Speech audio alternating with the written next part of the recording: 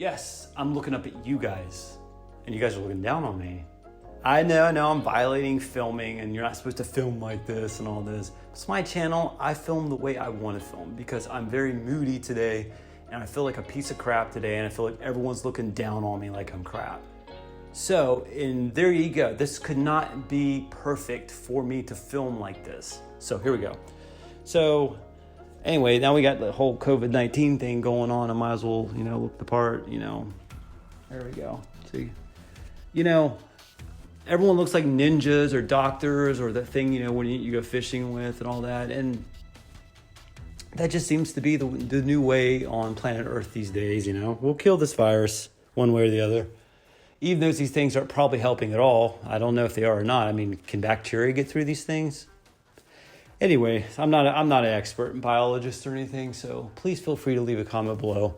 But anyway, I was leaving work today, and I go down a series of stairs, and I run to this lady in the hallway along the way, and she says, "I can't see in these things." And I'm thinking, you mean you can't breathe in these things? No, I can't see in these things. I'm gonna fall down these stairs.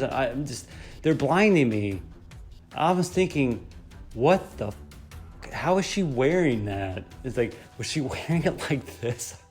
Does she not know how to wear a mask? Dear gosh. But anyway, that's not why I called you all here today to come to my video and watch me. So I wanted to tell you guys a story.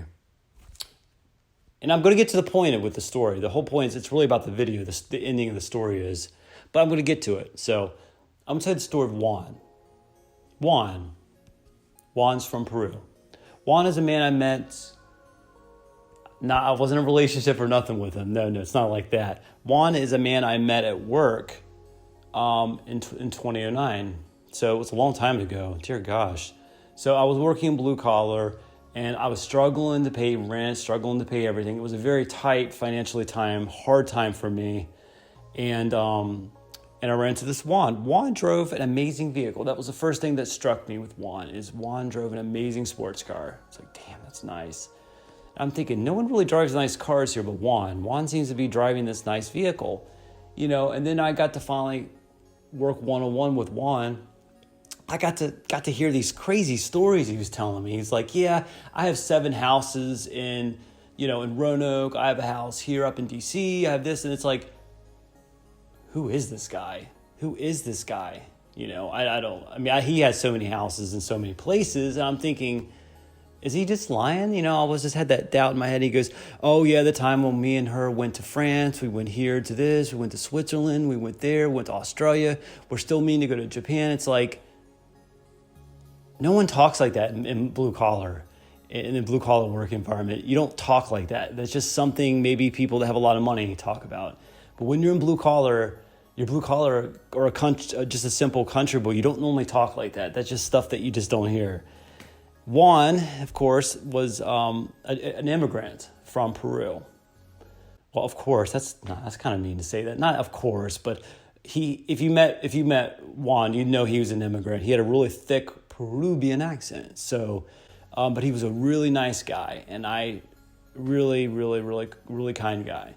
But I was sitting with him for lunch one day, and he was telling me one of his wild stories about him and his wife going here and there. I'm like, Juan, I'm not trying to be a dick, but I don't believe you. And he's like, what? He goes, I'll prove you tomorrow. I'll prove it to you tomorrow.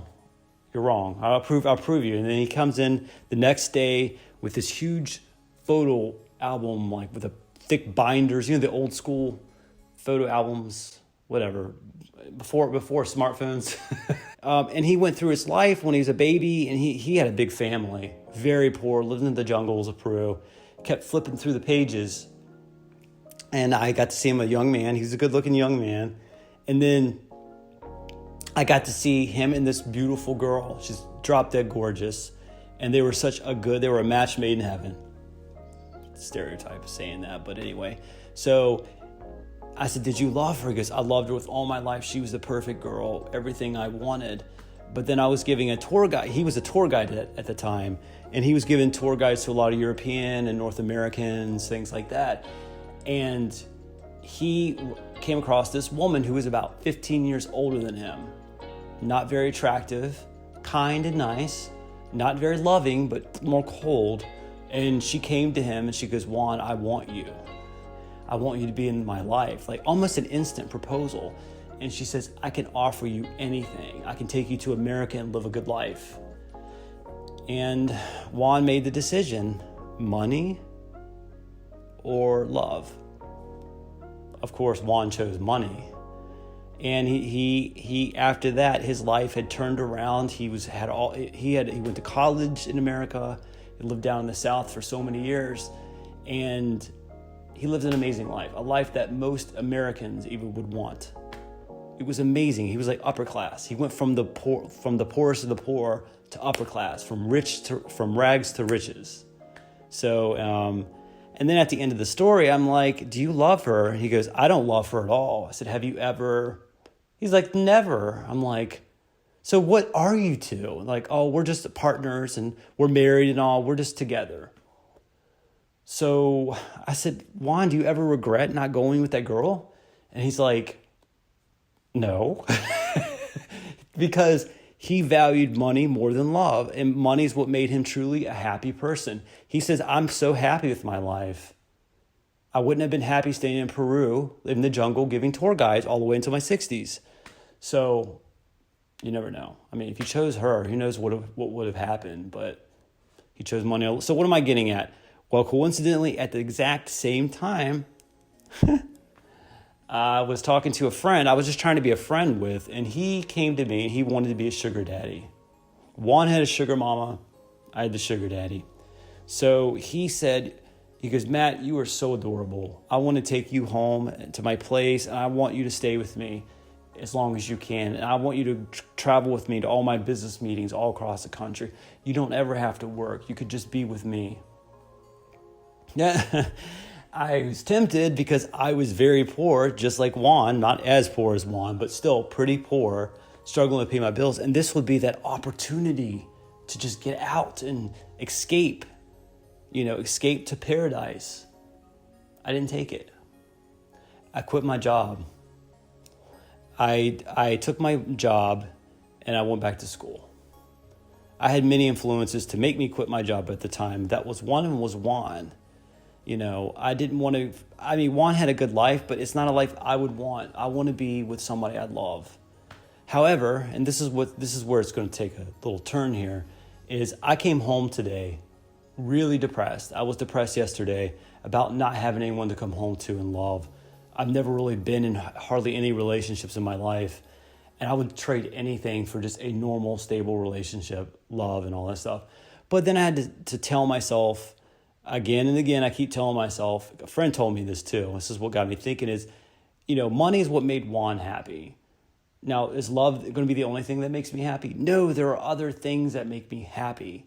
I may not find love in life, like Juan never had love in life, but I can find other things that can make me happy. And one of the things that make me happy is doing this, talking to you guys. I do not know why I've kind of dropped off YouTube and haven't been doing videos. For the 99.9% of you, you guys make me happy. The 0.1%, F them. I don't even really you shouldn't even give them any video spot on here. But for the majority of you, you guys are awesome and you guys make me truly happy.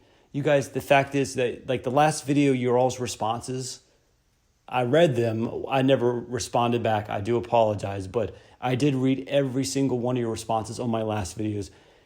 And those were the best responses I have ever gotten on all my videos combined.